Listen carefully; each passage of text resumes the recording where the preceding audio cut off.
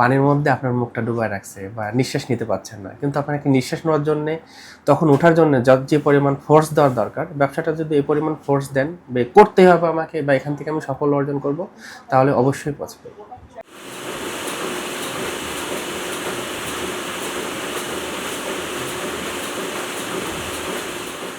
আমি Mohammad Hasan Ali. Happy products আমার প্রতিষ্ঠানের নাম। হ্যাপি আমার প্রতিষ্ঠানের ব্র্যান্ড নেম। আমি 2015 সালে ব্যবসাতে আসি। তখন আমি স্টুডেন্টও ছিলাম। ইংরেজিতে যেহেতু পড়াশোনা করছি, প্রাইভেট অনেক পড়াতাম। তবে খুবই দরিদ্র পরিবারের সন্তান আমি।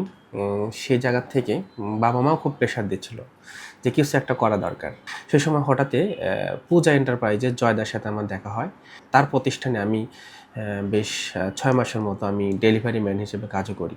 বিভিন্ন দোকান থেকে রিম কাগজগুলো কিনে নিয়ে যেয়ে প্রাইভেট পড়ানোর শেষে রাতে এগুলো আমি নিজেই স্ট্যাপলার করে, নিজেই খাতা তৈরি করে নাটোর শহরে কিছু দোকানগুলোতে দেওয়া শুরু করি এবং খুব একটা ভালো রেসপন্সও পাই।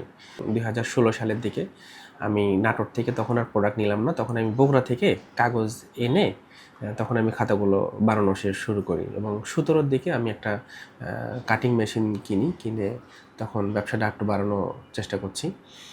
তো 17-18-তে আমার ব্যবসাটা মোটামুটি একটা ভালো মার্কেট পেয়ে যায় এবং আমরা সবসময় চেষ্টা করছি যে কোনো স্টুডেন্টকে না ঠকায়।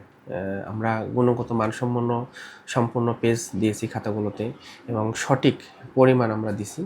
এজন্যে স্টুডেন্টগুলো, গার্জেনগুলো, যারা দোকানদার আছে তারাও আমাদের প্রোডাক্টগুলো নিতে খুব স্বাচ্ছন্দ্য বোধ করছে। পুরো নাটোর তো চলছেই, জামালপুর, টাঙ্গাইল, ঢাকার কিছু অংশ, রাজশাহী, চাপাই মোটামুটি ভালো চাহিদা এবং সব জায়গাতে একটা ভালো রেসপন্স এটার আছে আর কি। 19 সালে এসে আমরা চিন্তা করলাম যে ঠিক আছে, আমরা শুধু খাতাপত্র তৈরি করছি, নিত্য প্রয়োজনীয় আর কিছু তৈরি করা যায়। তখন আমরা ডিটারজেন্টে আসলাম। তারপরে আমরা হ্যাপি প্রিন্টিং প্রেস নামে একটা প্রেস করি কালোর মোড়ে। 2023 সালে এসে হ্যাপি পেপার হাউস নামে একটা প্রতিষ্ঠান করি। এটা হচ্ছে যে আলাইপুরে। এবং সবচেয়ে মজার বিষয় হচ্ছে এখানে স্টুডেন্টরা এসে ঠকবে না। একটা স্টুডেন্ট আসলেও যে রেট এবং একটা গার্জেন আসলেও সেই রেটটা আমরা সর্বোচ্চ একটা পাইকারি রেট দেওয়ার চেষ্টা করি। এই প্রতিষ্ঠানে আমরা সর্বসাকুল্যে এখন 49 জন লোক কাজ করছে একসাথে। একটা বিল্ডিংয়ের যেমন দাঁড়া থাকার জন্য পিলারগুলো দরকার, একটা প্রতিষ্ঠানের ঠিক সেরকমভাবে যদি স্টাফগুলো বা যারা সহযোগিতা আছে, কাজের জন্য আছে, তারা যদি খুব সহযোগিতা সম্পন্ন হয়, প্রতিষ্ঠানটা ইনশাল্লাহ দাঁড়াবে একটা টাইমে। এখানে আমি 4.5 বছর ধরে রয়েছি। আল্লাহর রহমতে ভালোই আছি, মহাজনও ভালোই। কোনো শ্রমিকের সাথে খারাপ আচরণ করে না। আমরা এখানে যারা মহিলা কাজ করি, ছেলেরা কাজ করে, অনেকেই হ্যাপি। নিয়মকানুন ভালো আছে, এবার সবাই মিলে একটা আনন্দ ফুর্তি করে এখানে কাজ কাম করি, বুঝলেন, ভাই বোনের মতন সবাই কাজ করি। 15-20 জন মহিলা ছেলে মিলে আমরা এখানে কাজ করি। একটা পরিবারের মতো আমরা হ্যাপি কারখানার কাজ চাকরি করি। ব্যবসা শুরু করলে অনেক সমস্যা আছে, আসলে সমস্যা মনে করা যাবে না, কাজটাকে এনজয় করতে হবে। পানির মধ্যে আপনার মুখটা ডুবায় রাখছে বা নিঃশ্বাস নিতে পারছেন না, কিন্তু আপনাকে নিঃশ্বাস নেওয়ার জন্যে তখন ওঠার জন্য যে পরিমাণ ফোর্স দেওয়ার দরকার, ব্যবসাটা যদি এই পরিমাণ ফোর্স দেন বা করতেই হবে আমাকে বা এখান থেকে আমি সাফল্য অর্জন করব, তাহলে অবশ্যই পসিবল। বা যারা পড়াশোনা শেষ করে যারা ব্যবসাগুলো আরম্ভ করতে চায়, আমি তাদের উদ্দেশ্যে বলবো শুধু শুরু করা দরকার।